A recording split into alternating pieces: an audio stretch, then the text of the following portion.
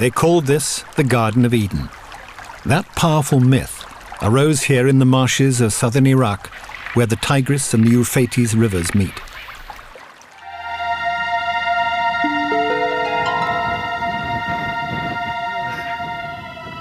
Once the largest wetland in Southwest Asia, Saddam Hussein destroyed the marshes in the early 1990s. It was an act compounded by Iraq's neighbours damming the rivers that feed the marshes.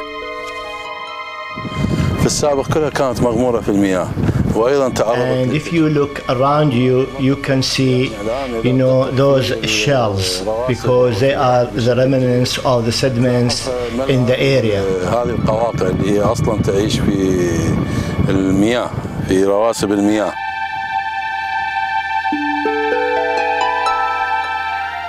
'When Saddam was toppled 3 years ago, the marsh Arabs broke the dams holding back the water. Now it is coming back. Earth Report travels through the marshes to see if life too is returning.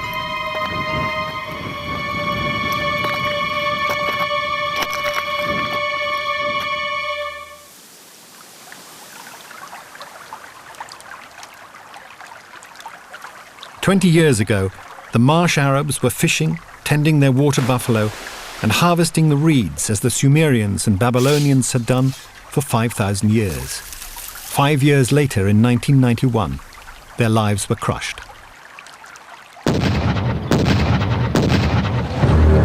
After the First Gulf War, many Shia Muslims rose up against Saddam Hussein. But the US withdrew their support, leaving the Shia to face the tanks alone. Saddam crushed the Shia. Many fled to the marshes. Saddam's response was to drain the marshes using canals and dams, then driving the marsh Arabs into internal exile or across the border into refugee camps in Iran. There was water everywhere in the marshes till 1993, when Saddam's regime, now dead and buried, started to build the dams. He started to put the dams and to bury the marshes.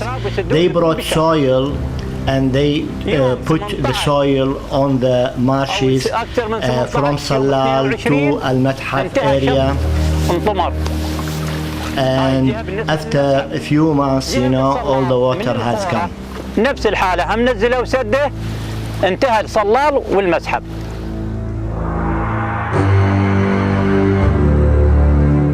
Saddam Hussein came here with his planes and rockets. He destroyed our livestock, he destroyed our houses, he dried the marshes, and we had to run away at night.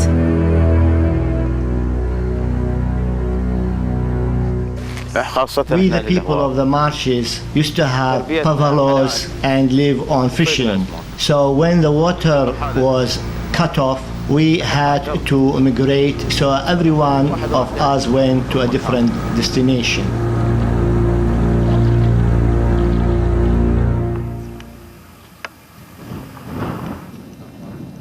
All that remained were the skeletons of a former life. And you can see these shells because they have solid structure, and all other creatures had died.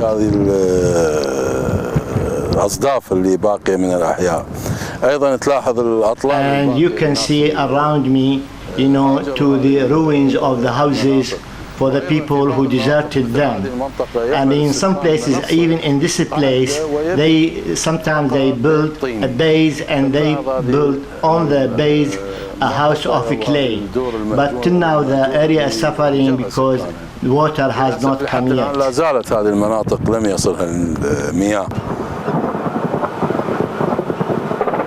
On March the 20th, 2003, 12 years after the first Gulf War, an American-led coalition invaded Iraq again.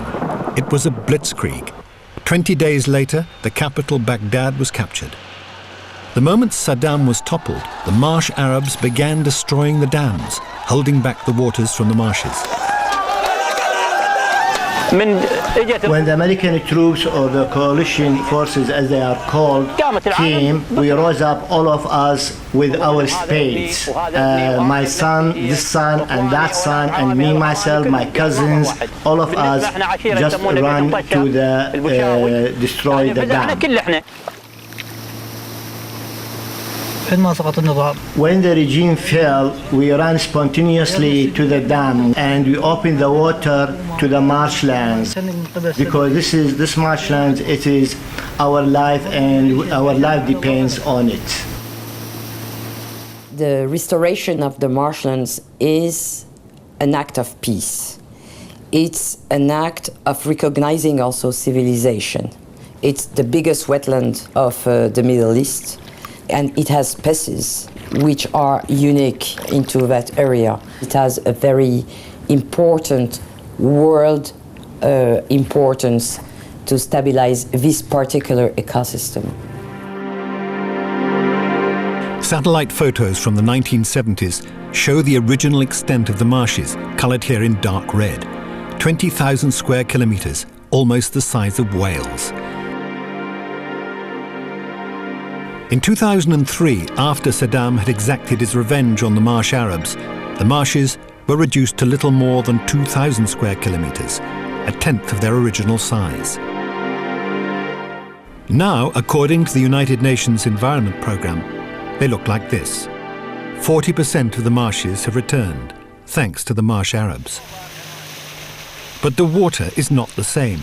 Some of the dried-out marshes became salt pans, and in many areas, the new water is simply soaking up the salt.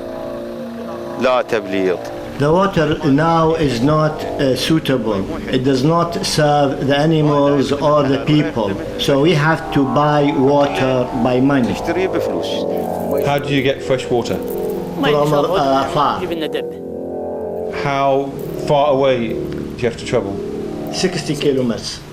It's hard to get water. We fill this basin with 6,000 or 7,000 dinars, and the tankers bring the water to us.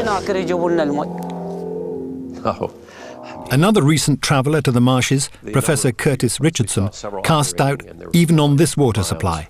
Well, the other sad part related to that is they would have these tanker trucks that said distilled water.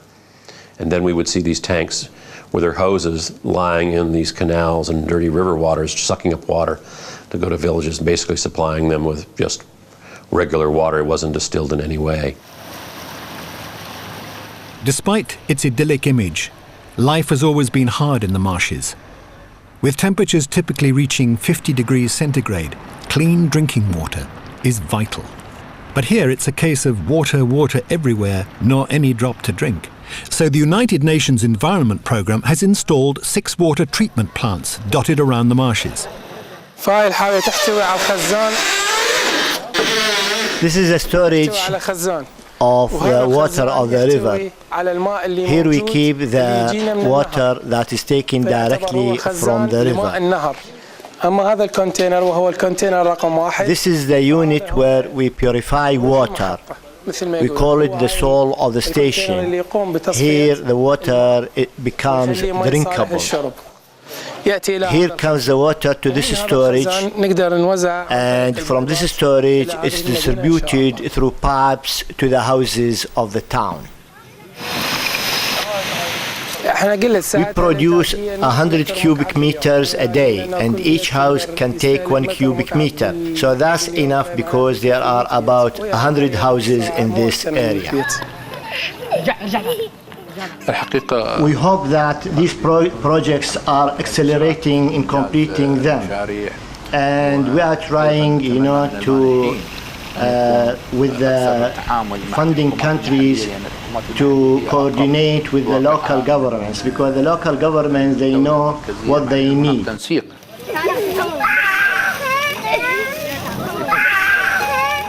So far, there are only 6 water plants in an area the size of Wales, serving 100 families each. An overwhelming number of people go without. We hear there were projects here for you. We heard there is a project for sweet water, but we don't know if it will ever be built.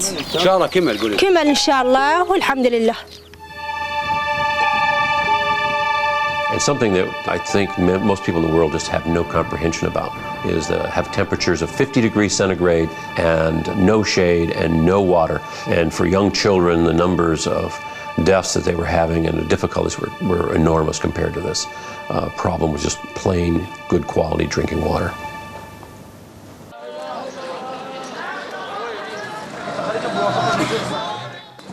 The conflict still rages in Iraq, 3.5 years after the invasion. Some fear there could even be a descent into civil war. Not surprisingly, it has meant that the marshes have received little attention and virtually no resources to help them recover.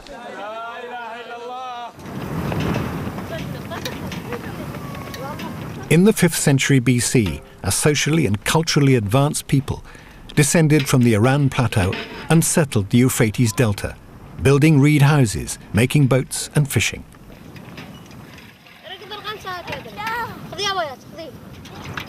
So when the water came back, the marshlands became green again, and this is good and useful. Do you depend on the marshes for your living? Our life is the marsh. All our life depends on the marshland. Our fish are there, our animals are there. We don't have anything but the marshlands.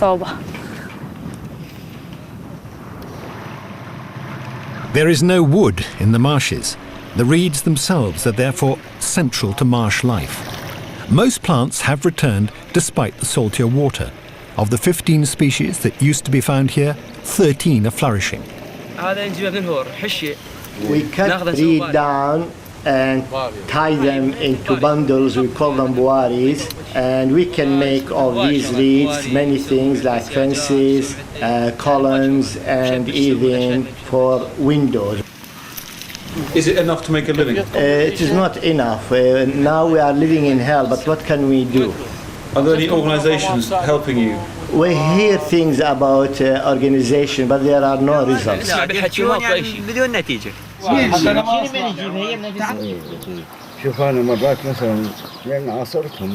In the old days, travellers to the marshes would marvel at the mudifs, the guest houses built entirely of reeds that crown the villages. It's where the sheikh greets his visitors. Nature of life is participation. There is a participation between man and woman. We men, we go and we cut the reeds, and we bring it to the houses where women make use of these reeds.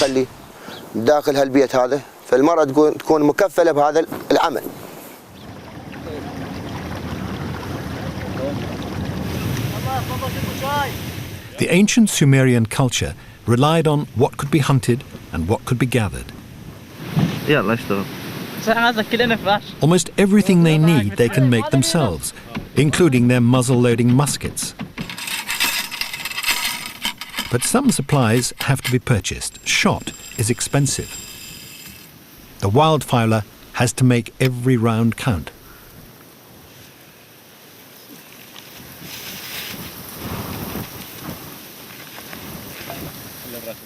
There is no shooting season in the marshes of southern Iraq. Any bird is fair game.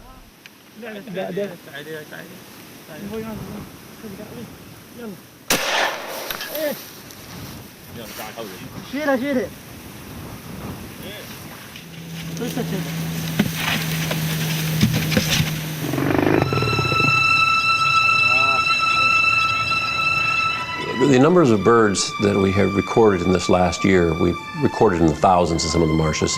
They're not the millions that were there, but much better than in the previous 2 years where we had a few hundred. But of the 80 plus winter species, we have almost 75 or 76 that are back. So we have a large number of the species are back, including some of the rare species that have not been seen for over 20 years.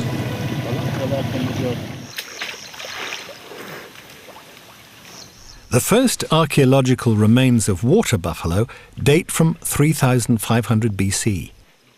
Most marsh Arab families have at least 3 or 4.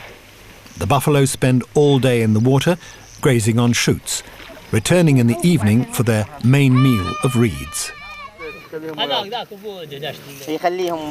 What do you do? I work on the buffaloes. That's our job. Where do you rear your animals? We rear our animals in the marshes.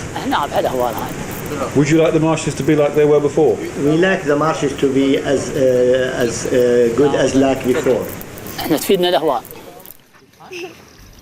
The water buffalo are precious. They give the families not only milk, but yogurt, cheese, and a special kind of cream. We all live in the marshes, you know. The buffaloes, the animals, we depend on the marshes in our life. So you live on all these things? Everyone, he lives on some kind of things. For example, one live on the buffaloes, one live on the reeds, one live on the fishes.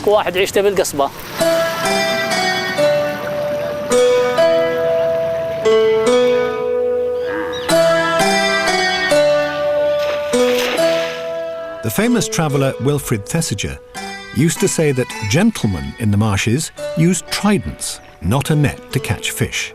But nowadays, nets are everywhere. There's even a modern form of fishing with electricity.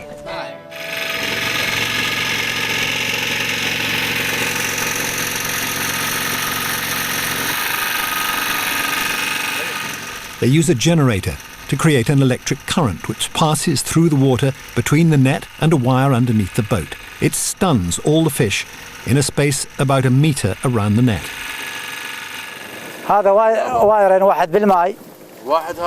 We put wire there and we put wire under the boat, and then there's a wire that is linked to the net.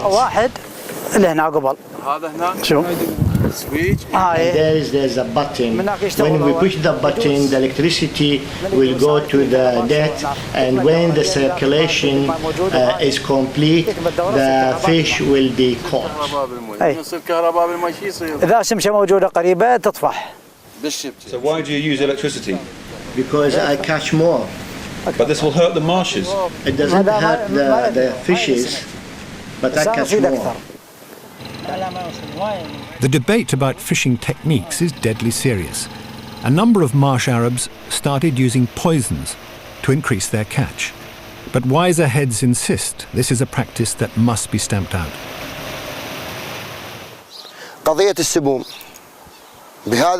But about poison, you know, all those people who are present here, they witnessed that anyone who is using poison, his blood will be taken.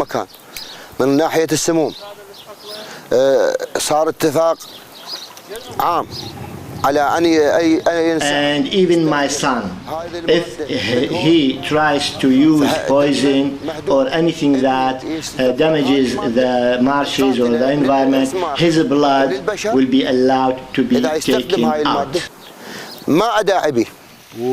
Do you use poison? No, anyone who uses poison, his blood is allowed to be taken out. We have a treaty about that.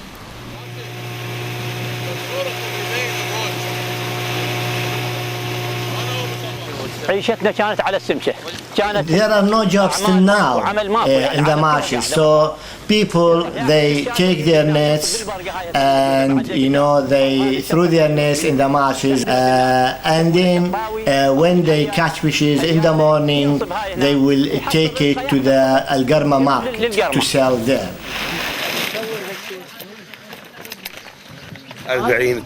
All told, 28 of the 30 species of fish have returned.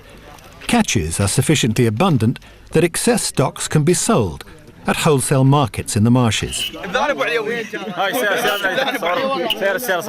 Of course, some get wasted en route. From the 1st of February to the 1st of April, it's a time for the fish to spawn in the marshes. So after that, we'll have a lot of fishes.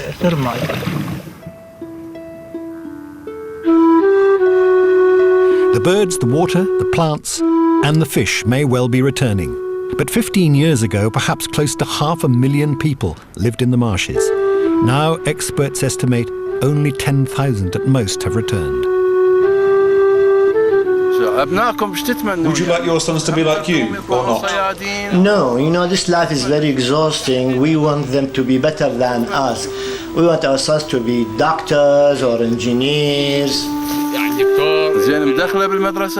Would you like your sons to work inside or outside the marsh? I leave it to him to choose. But in the marshes, there is no future. I mean, we want schools for our kids. I mean, life in the city is better. But what can we do? The marshes has its own characteristics, the aesthetic, the vitality, the natural, and all the sides of the marshes make it very suitable for tourism. But to develop tourism industry and also to develop agriculture on a bigger scale than it has been the case until now. But clearly imagine that they will come back 2,000 years ago. That is over, I think.